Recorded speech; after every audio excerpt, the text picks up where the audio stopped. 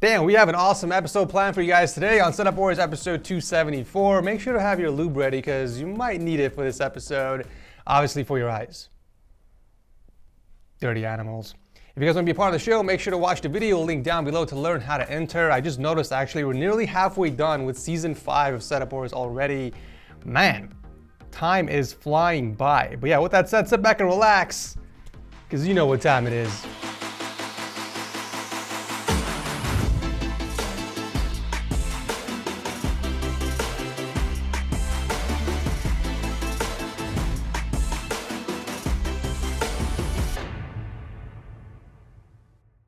So apart from making money from YouTube AdSense, sponsors, and my real estate side hustle, a big chunk of my revenue actually comes from investments.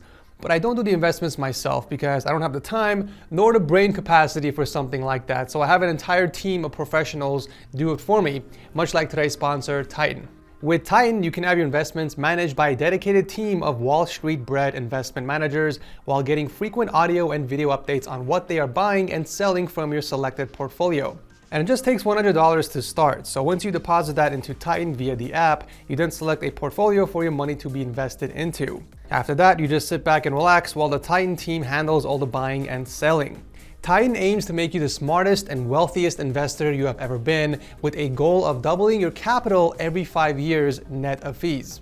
And just my subscribers, Titan is offering 3 months of investment management for 0 fees if you guys use my link down below or just visit titan.com/tech.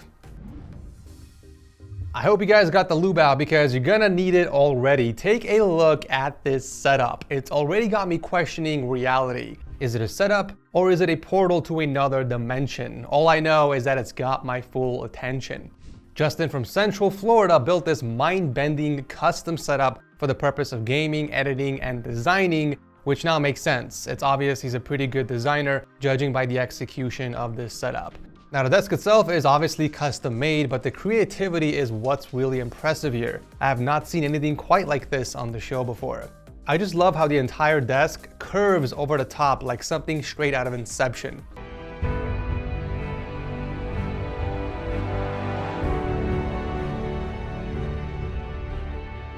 The desk itself was made out of PVC material, and because of that, he was able to bend it using a heat gun. Very clever. I also love how he created a smaller version of the desk for his wall-mounted PC, creating this really cool 3D effect. And the way he mounted it was also very cool. He used a regular monitor mount, giving him the flexibility in moving the entire PC if he ever needs to get access to the back. I love the added functionality here. In terms of specs, it's packing the Ryzen 9 3900 XT and the Gigabyte RTX 2080.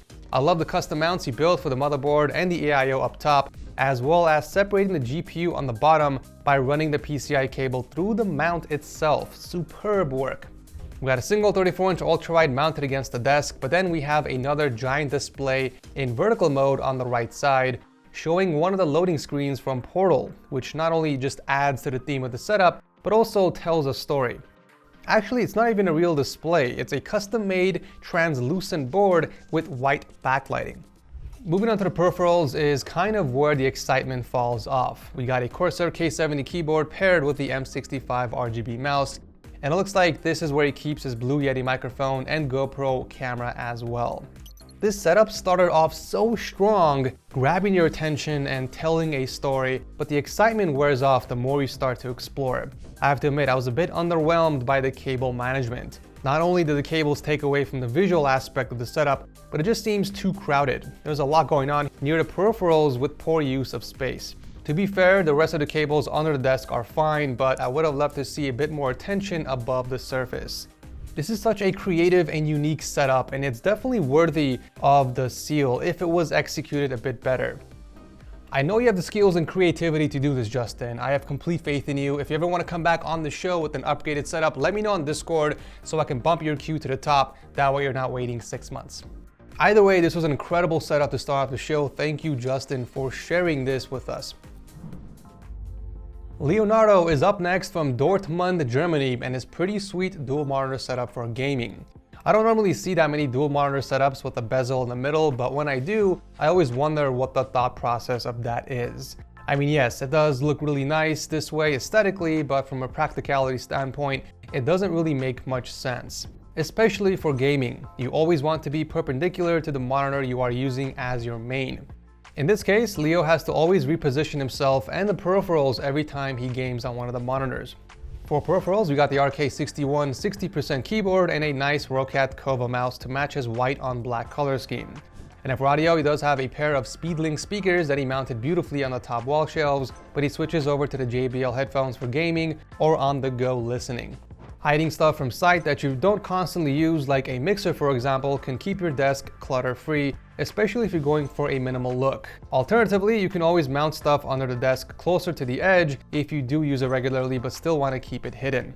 Really great work with the cable management here. I can see a lot of effort has been put into using raceways to hide the cables all throughout, so good job there. And then finally, we got the custom PC powering it all, featuring some really nice specs, like the Ryzen 7 5800X and the EVGA RTX 3070 Ultra. Such a clean build inside the NZXT H510 Elite, and a clean setup as well. Thank you for sharing this with us. Coming in number 3 is our setup spotlight of the episode. Deitric from Washington, D.C. built this setup for gaming, streaming, and work. He built it in just 2 months, which definitely shows.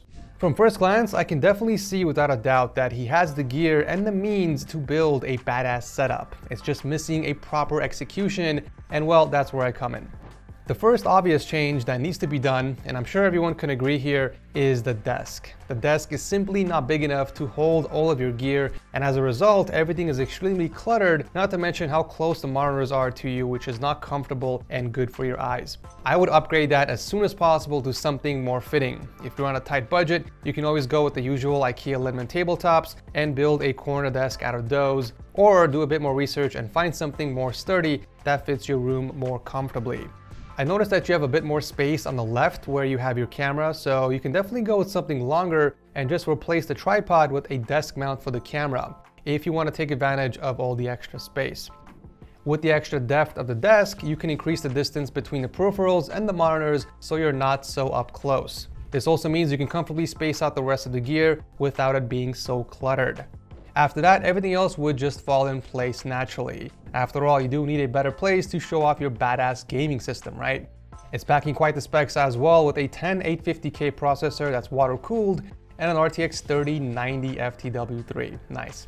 Lots and lots of potential here, Deitric, and I do see that you are a One Piece fan, so there is a little bit of personalization going on as well. Just work on upgrading the desk when you can, and feel free to submit again in the future. And I do apologize if I butchered your name. Speaking of One Piece, here's another fan of the show. Mark is a technician from Manitoba, Canada that built this setup for the purpose of gaming, streaming, and watching content. This is actually Mark's second time on the show. I can't remember exactly which episode it was, but this was his original setup. Obviously, he's made some nice upgrades since then, so he decided to come back on the show. We still got that beautiful T-monitor layout with dual 27-inch monitors. One is in vertical mode for multitasking and Discord, while the other is used for gaming and watching content. I love that the vertical monitor sits flush on the desk, covering the mount in the back. Really nice placement here. We still got the GK61 keyboard paired with the Logitech G502 mouse, but he did add a few extra accessories to the mix, like a wireless Qi charger, an Echo Show 5, and an Elgato Stream Deck for those quick shortcuts and macros. On the desk, you can kind of see where all the slits were made to hide and route the cables, and the rest of the cable management here is practically flawless. In fact, I do remember this angle from last time because it was one of the most beautiful things I have seen in my life. For audio, not much has changed. He still uses the HyperX Cloud Flights for gaming that he keeps underneath the desk, and the Sound Blaster X Katana soundbar for everything else. What is new from the setup are the awesome one-piece disc plates and the pegboard on the left for a bit of extra storage. I'm actually glad he put something on that wall because it did look kind of empty before. So now you have something that adds a bit of functionality while also looking nice in this setup. A few extra touches that he also included are those Polaroid pictures for a bit of personalization and these tiny wall shelves holding up fake plants in between the disc plates. The biggest upgrade, however, is the new PC case. I don't know if he's using the same specs or not, but we do have a better case than before. The Leonardo Dynamic 011 in black, which looks so good in this setup. You know, the colors from the lighting and even the wallpapers just slap you right in the face. I love it. When Mark isn't gaming on his PC, he is kicking back on his bed watching videos or movies from his drop-down 100-inch projector. This is a fantastic alternative when you don't have enough room to mount a TV. So ask yourself this if you really want to add a TV in your setup but don't have the extra space. Do you have room for a drop-down projector instead? Really great upgrades all around from your previous setup. Thank you, Mark, for coming back on the show. Wrapping up the episode is a beautiful triple monitor setup from Zach, who was a longtime watcher of the show. In fact, a lot of you guys won't remember this, but he was actually in episode 35 back in 2016, back when Setup Wars was super cringy, and holy crap, has the setup changed. I mean, it's been 5 years, so I would expect a drastic transformation. So Zach is a developer and photographer from Michigan that built the setup for working from home, doing video and photo editing, and of course, gaming. He does a lot of coding as well, which explains the TIE Fighter monitor layout. We got a single 34-inch in the middle, sandwiched by 2 additional 24-inch monitors. The setup is built on a Lag Captain tabletop from IKEA and 2 Alex drawers. I do love the blacked out theme for this setup, but the white PC case kind of just ruins it, to be honest. Like, there has to be a reason that you went with a white case, right? Or am I missing something? And then for peripherals, we got the Corsair Strafe RGB keyboard and a G502 wireless mouse. I noticed that you have a Go XLR mixer in the middle, which is really nice, but if you want to tilt it at a more comfortable angle, you can pick up these super cheap 3D printed stands from Etsy. Let me tell you, they make a huge difference. Moving on to audio, we got a pair of SteelSeries Arctis Pros for gaming and the Bose Companion 2 speakers for everything else, which are slightly blocked off by the monitors. As far as the microphone placement, I don't know how to feel about it being so close to you, but at the same time, I understand why you put it there, because you had no other choice. If you really wanted to move the arm further away, I've seen a lot of people push in their Alex units to create a lip on the sides where they can clamp the boom arm. Just some food for thought. Cables are managed perfectly, no complaints here, and I really like what you did with the acoustic panels. You took something ordinary and made it look cool in your setup, and the rest of the room too. It's a nice way to decorate the room while soundproofing it as well.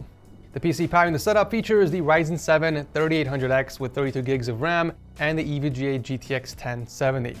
Like I mentioned earlier, a black PC case would have looked nicer in your setup and really complete the entire look, but I'm sure you had your reasons. Maybe you already had this lying around, I don't know, but either way, a pretty awesome transformation from 5 years ago. It's awesome to see you back on the show. As a reminder, you guys can always pick up a cheap Windows CD key for less than $15. Just click on my link below and use the code TS20 for an extra 20% off. Once you get your CD key, just visit the activation settings in Windows and change your product key. It's that simple. And that will do for today's video. As always, make sure you guys comment below. Let me know which of these setups was your absolute favorite. If you guys are enjoying the show so far, do let me know by tossing a like. Not like it matters anymore, I guess, since YouTube removed the dislike button, but anywhoosies, if you guys are new here, consider subscribing because I do host Setup Wars every single Monday. I love your beautiful nostrils, and I'll see you very soon in the next one.